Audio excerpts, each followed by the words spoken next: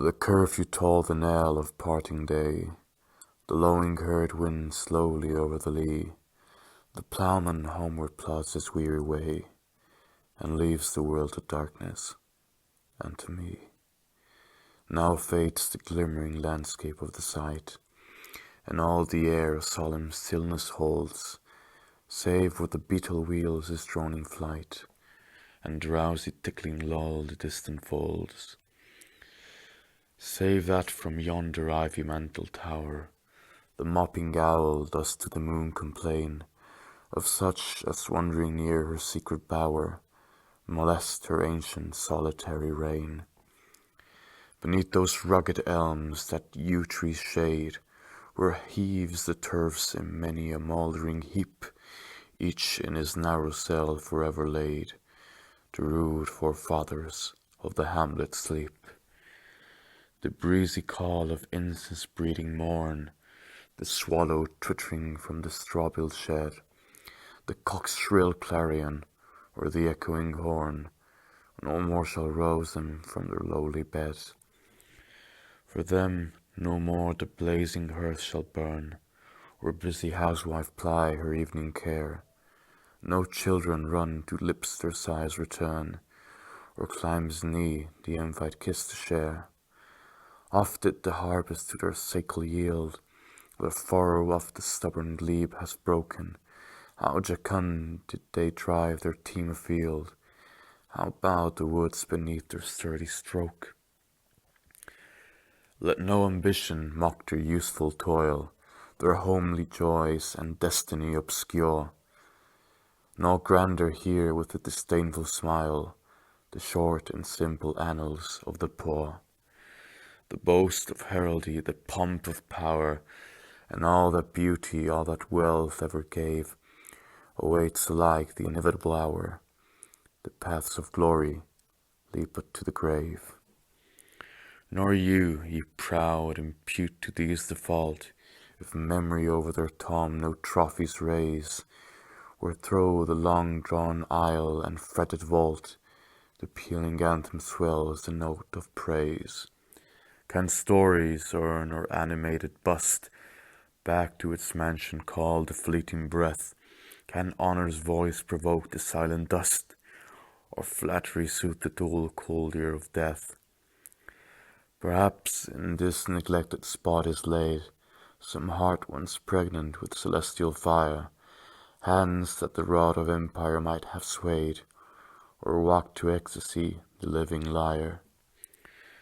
But knowledge through their eyes, her ample page, rich with the spoils of time that never unroll, chill penury repressed their noble rage, and froze the genial current of the soul.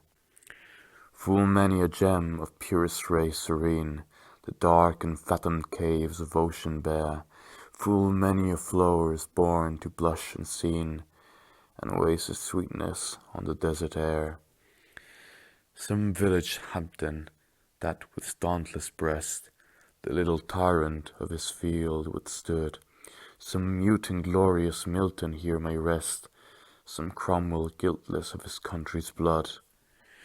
The applause of listening senates to command, the threats of pain and ruin to despise, to scatter plenty over smiling land, and read their history in a nation's eyes. Their lot forbade, nor circumstance alone, their growing virtue, but their crimes confined, forbade to wade to slaughter to a throne, and shut the gates of mercy on mankind.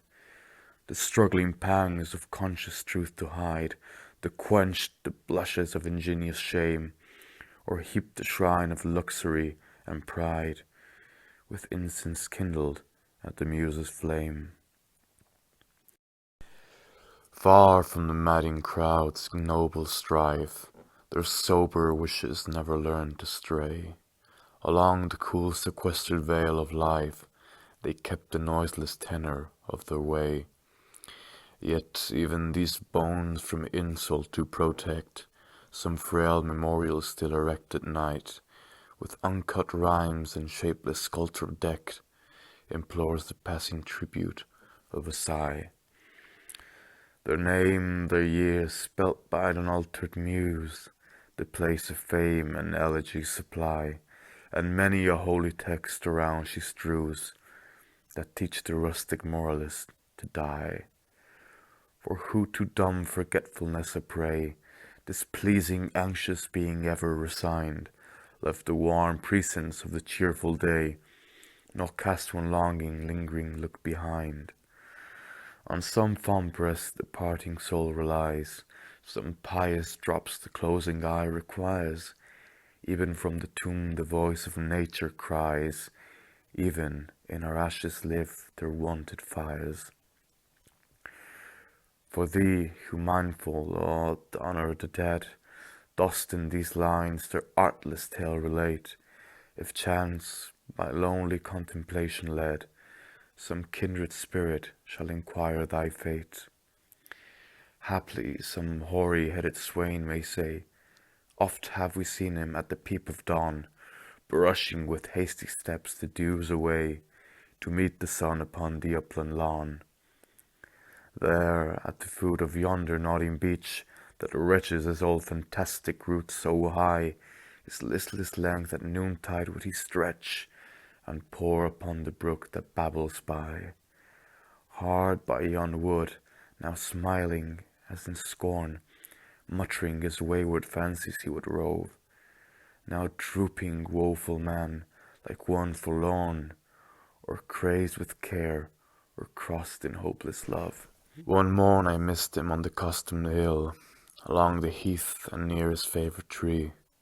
Another came, nor yet beside the rill, nor up the lawn, nor at the wood was he. The next, with dirges dew and sad array, slow through the church way path we saw him borne. Approach and read, for thou canst read the lay, graved on the stone beneath yon aged thorn. Here rests his head upon the lap of earth, a youth to fortune and to fame unknown. Fair science frowned not on his humble birth, and melancholy marked him for her own. Large was his bounty, and his soul sincere. Heaven did a recompense as largely send. He gave to misery all he had, a tear. He gained from heaven, 'twas all he wished, a friend. No father seek his merits to disclose, or draw his frailties from their dread abode. There they alike in trembling hope repose, to bosom of his Father and his God.